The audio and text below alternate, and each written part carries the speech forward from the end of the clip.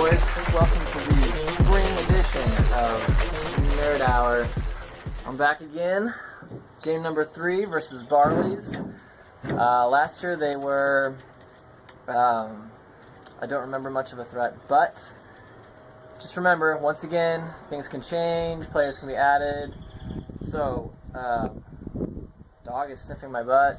Just going to throw that in there. I'm going to go ahead and start this week with a 4-3-1-2. It's all subject to change. I try to talk to Mike about this stuff and let him know, but I'm going to let him kind of have the final say. So the formation on the left here is going to be, or right, I guess, is going to be what we're going to start as. And you can see the 4-3-1-2, it's really offensive. That's what I'm going to say. It's really offensive. And then over here I've got the defensive version. So I've kind of pulled this from Liverpool's recent crazy attacking displays, and I realized, we're a very attacking team. So let's take advantage of that this weekend. Holy cow.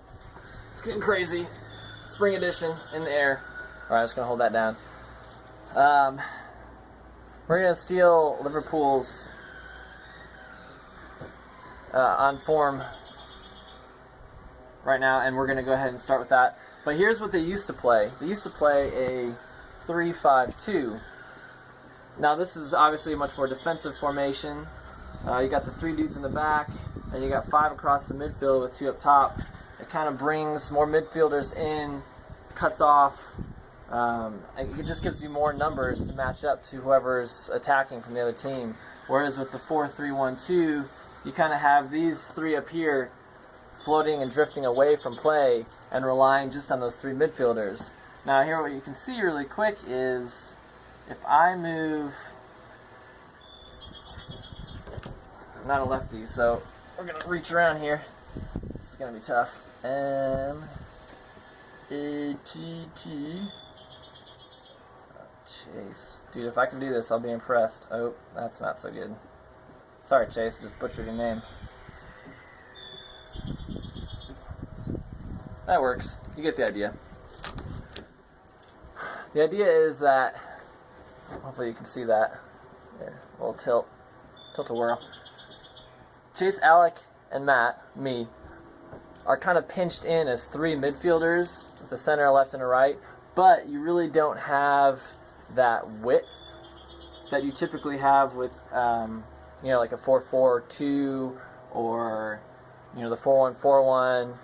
You have those 3 midfielders that kind of have to get back and play defense and cover what the other team's thrown at us. But the reason why it makes it very offensive is that once we gain possession, those 3 midfielders right there can choke everything up and get the ball to Kaiser, who, I've said it before and I probably haven't explained it very well. Oh, for crying out loud. This isn't working. Hope you guys are enjoying this.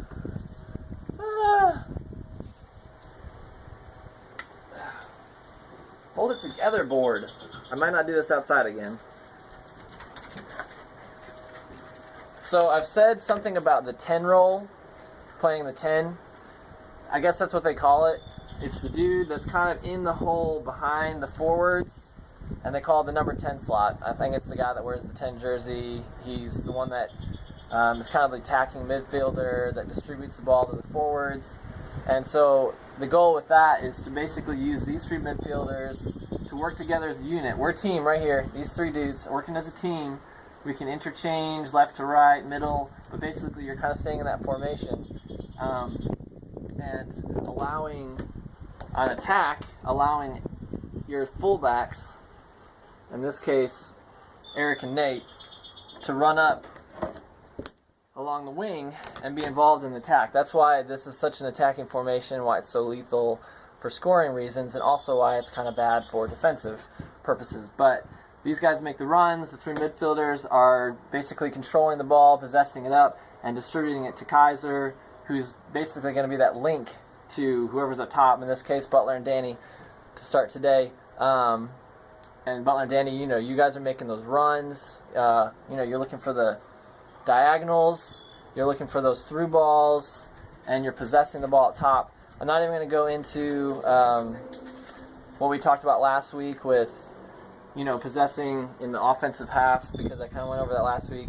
And I think Owen did a really good job in the email of kind of explaining some of our weaknesses last week as far as possession. So let's just keep in mind, once again, try to resist the urge. This is going to be my tip for the week.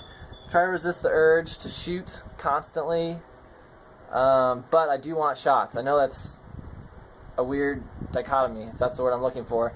But it's really like we get in the middle of the field and we immediately turn our noses forward for goal, and that's why I want to get in this formation, because it is more offensive and it allows us to push up. But I also, like Owen was saying in his email, I also want to see you guys swinging the ball back and forth across the field, making the other team run. So try to make your first thought pass, backwards, sideways. Try not to always be thinking forwards. Because I know we all want to be the hero. We all want to score that goal from 30 yards out. Alec, I know you have the leg to do it, so I don't mind if it happens. But let's just try to think for the whole game, possess, and then when we get the chances to take those shots, that's totally cool. Anyways, I went 6 minutes again. I'm telling you, I'll make it shorter, I swear. One of these days it's going to be shorter. I just kind of start rambling, can't help it. I'm rambling right now. All right, see you at the game. Bye.